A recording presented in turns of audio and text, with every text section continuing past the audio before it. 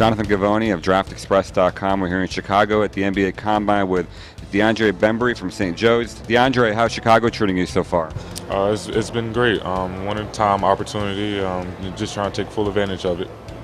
What has this week been like for you? What are some of the things they've had you do so far? A lot of interviews, things like this, just to talk about myself, so the teams get to know you a little bit like that. But just a lot of interviews so far. I've had about 5 a day so far, so very, very busy schedule. Are the interviews similar? How do they? You've had enough teams now that you can kind of maybe see the different styles of interviews, like who's interviewing you and what type of the questions, or how do they compare? Like, yeah, they just want to get to know you because when you're in college they can't talk to you. So I guess just getting to know your background and things like that. What do you like to do on your free time? Things around that type of nature. So I guess they're just trying to get a feel for you as a person. A lot of the other projected first-round guys, potential first-round guys, decided not to participate in a lot of the stuff, even like the athletic testing, but you decided to do everything. But the thing is, a lot of those guys are like not even as well known as you. You went very far in the NCAA tournament. You played against some of the biggest teams in college basketball, so people already know you well. What made you decide to kind of open things up and compete in everything? I have nothing to hide. I know I can get better at shooting. That's one of my flaws. But like I said, I have nothing to hide. I'm out here trying to show everything I can do. And the first 5-on-5, I felt like I definitely did that. I got to show I can run a little bit of point guard, play off ball, and definitely could play a little bit aggressively on defense. So, like I said, I feel like a few guys are scared or trying to hide some things about themselves. But like I said, I have nothing to hide. I'm putting everything on the table. There really aren't many questions about your physical tools, about your ball handling, about your passing, about your defense. And like you said, it's your shooting that's kind of been the question mark. You've gone through stretches in college where you made a lot of shots, and it's not like you're a non-shooter by any stretch. Your mechanics are really good. How do you explain kind of some of the inconsistency in your shooting percentages, especially this past year? Yeah, basically, each person could get better in something, and my only flaw is just I'm not consistent in shooting, so that's something I can get better at. It's just that simple. My numbers just went down each year since I've been in school, so I guess just getting the attention that I did at St. Joe's, I need to get better at shooting. Just that simple. So other than that, I have nothing to say about that. It's just something I can get better at. You didn't come into college with the biggest reputation, but you showed pretty early on that you really could have played anywhere. What led, obviously everything worked out great. You went to the best spot for you, and you had a featured role, and you went far in the NCAA tournament. But what do you think people kind of missed out on you that you weren't kind of more highly regarded in high school? I don't know. Maybe I don't know, just being underrated my entire life. A lot of these kids were known growing up and getting, I guess, the attention, national attention. Coming from Charlotte, I went to a regular public school, so played on a regular AAU team in Charlotte. So I guess not playing with like a CP3 in North Carolina, where I could have, but I chose not to. I don't know. Just being underrated my entire life, that's probably one of the reasons why.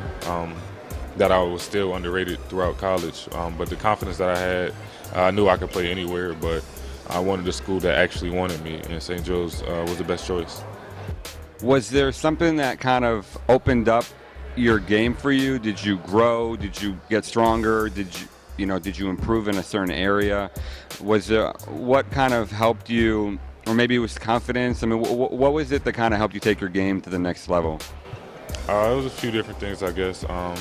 Definitely, I'm a very confident player myself, but it was a question mark if I can actually run guard coming into college, because growing up I've played the 5, played the 3 before, played the 1 before, so I guess getting that type of attention with playing on each position got a confidence, but going into the next level, which was college at the time, it was my first time being around other guys that's just as athletic as me, just as fast as me and stuff like that. So I got to learn I can use my court awareness rather than being a person to jump the highest or the fastest. So I just got to learn each year, my freshman year, sophomore year, junior year, how to lead the team and just all types of things, what college basketball can just do for one person.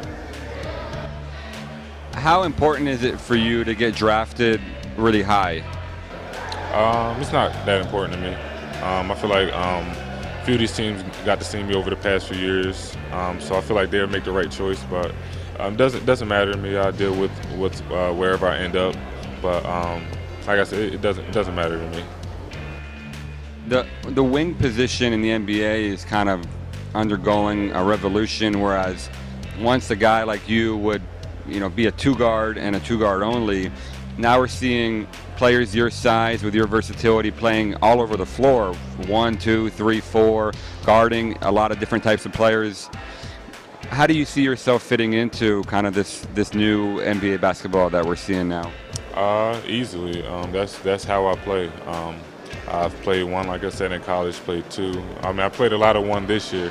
Freshman year, I played a lot off the ball with the players I was playing with. So, my versatility is probably the best thing about my game. I can play the 1, 2, or 3 offensively, but I can also guard the 1, 2, or 3 defensively. So I definitely feel like the NBA is leading more towards my type of play. It seems like as a team, you guys kind of clicked there at the end of the season and made a great run in the conference tournament and then in the NCAA tournament. What was it that allowed you guys to kind of come together and go on that great run? I guess the start of the season, throughout the season we had a good year. We had a bond. So I think it was our last regular season 18 game. We lost the game, but we just try to refocus ourselves and get our blood flowing again. And that's what happened in first game in the Atlantic 10 tournament. We were down like 15-20 at half. And that was our best comeback of the year. So I think just that sparking us up again definitely got us started for the rest of the year, or the end of the year. The way you guys played sometimes, it was almost like an NBA team, or like it's really small, everybody's shooting threes, really well-spaced floor. Is that something that you guys evolved into, or has that always been kind of Coach Martelli's MO, or is what kind of inspired him to kind of open things up and play that way? What inspired our coach to do that was Isaiah Miles. He played great for us this year. He spread the floor. We had another guy, freshman Checo, and we had different guys that just made open shots. So it's hard to guard us when everybody's being aggressive and making the right plays. So that was just a bond that we had throughout the players, but also throughout the coaches. They always told us just to share the ball and be aggressive, and that's what we try to do each game. It seems like that was working great for you guys, and the Oregon game, to me, was one of the more entertaining games of the NCAA tournament. What was that like to be a part of that game? It was very different than a lot of the other contests you see, where you see kind of more traditional big men. It's almost like both teams were playing that really wide open style. What was that like to be on the floor for that? Yeah, like you said, it was a very interesting game. It was fun to be a part of it. That was my second time being in an NCAA game with so many people there and just watching. First time going against the number 1 seed as well, so that was fun. But our mindset was just to try to go in there like it's a regular game. My mindset wasn't thinking that they were a number 1 seed. We were trying to win the game. We were up with 3 minutes left. So it was definitely a great experience, something I definitely remember, something some of the freshmen and some of the younger guys definitely remember, because everybody doesn't make the tournament each year. So it was just something I could look back at. Great stuff, man. Thank you so much.